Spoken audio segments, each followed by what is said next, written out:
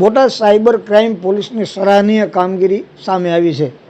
બોટાદના એક વ્યક્તિ સાથે ₹4,80,000ની ઓનલાઈન છેતરપિંડી થતાં બોટાદ સાયબર ક્રાઇમ પોલીસે ₹4,47,000 પરત અપાવ્યા। ભોગ બનનારે રૂપિયા પરત મળતા રાહતનો શ્વાસ લીધો છે। બોટાદ જિલ્લામાં ઓનલાઈન ફ્રોડના કિસ્સાનું પ્રમાણ વધી રહ્યું છે। લોકો લોભ અને લાલચમાં આવી ઓનલાઈન ફ્રોડનો ભોગ બને છે, ત્યારે સાયબર ક્રાઇમ પોલીસ દ્વારા લોકો ઓનલાઈન ફ્રોડનો ભોગ ન બને તે માટે લોકોને જાગૃત કરાઈ રહ્યા છે।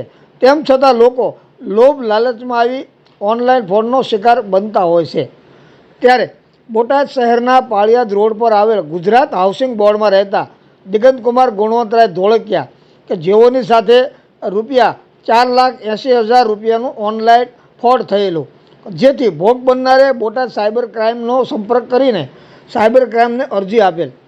બોટાદ સાયબર ક્રાઇમના પીઆઈ એજી સોલંકી અને તેમની ટીમ અરજીના આધારે તાત્કાલિક તપાસ શરૂ કરી હતી।